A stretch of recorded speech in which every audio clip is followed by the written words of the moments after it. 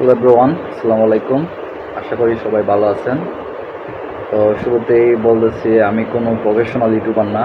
আমি just try করতেছি কিছু নিজের অভিজ্ঞতা থেকে কিছু শেয়ার করার, এবং যদি যদি এই শেয়ার থেকে কারো কোনো হেল্প হয় আলহামদুলিল্লাহ। তাহলে যাক, শুরু করা যাক এখন। আসলে অনেকের ছোটোবেলা থেকে অনেক স্বপ্ন থাকে যে আমি চাকরি করব না, আমি একজন উদ্যোক্তা হব বা আমি একজন ব্যবসায়ী হব। কিন্তু ব্যবসায়ী হতে গেলে বিভিন্ন ইউটিউবে দেখা যায় যে তামিল দেয়া থাকে যে এ, এক মাসে কোটিপতি, রাতারাতি কোটিপতি, বা নানান ধরনের দিয়ে দেওয়া থাকে।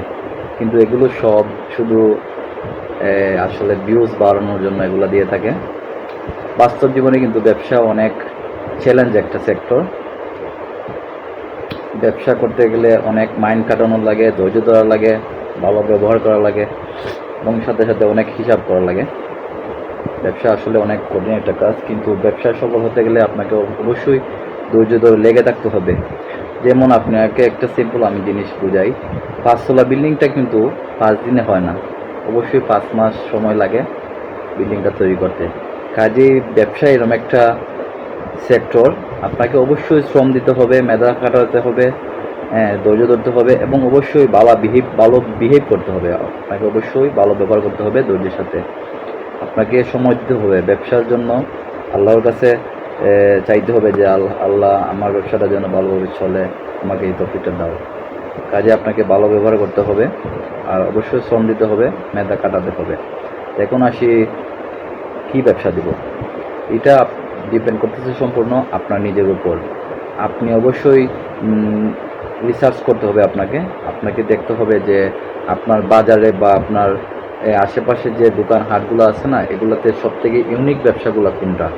বা আপনাকে দেখতে হবে, ইন্সপায়ার হতে হবে যে অমুক একটি ব্যবসা থেকে, যে এই ব্যবসাটা খুব সুন্দরভাবে পরিচালনা করতেছে সততার সাথে। কাজেই আমাকে অন্য অন্য জায়গায় গিয়ে সেক্টর ওয়াইজ আপনাকে রিসার্চ করতে হবে, এবং এটা এখানে বাস্তবায়ন করতে হবে আপনার হাট বাজারে।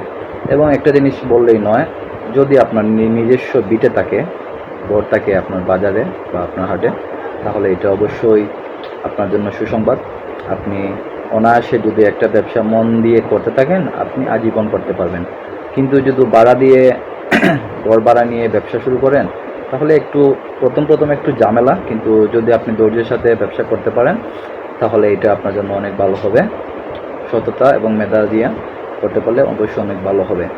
দেখেন, আপনি বাজারে অনেক ব্যবসা কিন্তু বছর, 2 বছর, 1 বছর বা 3 বছর পর কিন্তু দোকানগুলো পরিবর্তন হয়।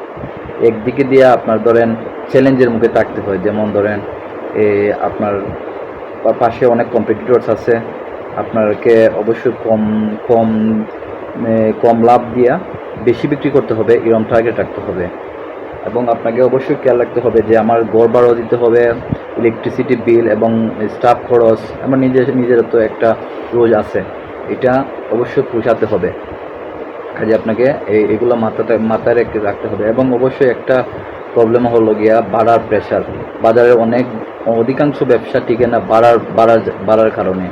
দেখেন, গড়ের যে মালিকগুলো আছে, অনেক ভালো মালিকগুলো আছে ভালো। যেমন আমাদের একটা গড় আছে, আমরা কোনো সময় এই ভাড়া নিয়ে কোনো মার্কেটিং করি না, তারা ইচ্ছে মতো ভাড়া বছরের পর বছর ভাড়ায়, আমরা টাকা নিয়েও আসি না, তারা বাড়িতে এসে টাকা দিয়ে যায়। এটাই লাগে ভালো মনের পরিচয়। সবাই তো আর ভালো মন না। আপনি ধরেন অনেক মালিক আছে যে যেই দেখতেছে তার বিজনেসটা ডে বাই ডে গ্রো করতেছে, তখন তারা বাড়ার জন্য প্রেশার দেয়। যেমন ধরেন এক্সাম্পল, আপনার গড় আছে 1,20,000 টাকা বছরে, তারা 1,20,000 টাকা বাড়িয়ে দেয়, বলে যে 20,000 টাকা আমাকে বাড়াই দিতে একজন প্রস্তুত আছে, তুমি দিলে দাও, না হলে তুমি গড় ছেড়ে দাও। এরকম একটা সিচুয়েশন তৈরি হয়। কাজেই যারা বর্তমানে দোকানদার আছে, তারা বাধ্য হয় যে 20,000 টাকা বাড়াই দিতে। কাজে এটা একটা চ্যালেঞ্জিং আপনার জন্য, যে যদি নিজের ব্যবসাতে যদি আপনার নিজের গড় হয়, তাই এটা একটা সমস্যা। কাজে আপনারা চেষ্টা করবেন যে নিজের বিটেতে যদি আপনারা ব্যবসা দিতে পারেন, তাহলে অবশ্যই চ্যালেঞ্জিং হয়ে থাকতে পারবেন এবং কম রেটে বেশি মাল সেল দিতে পারবেন। যেমনটা আমি করি, আমি নিজে একজন ব্যবসায়ী।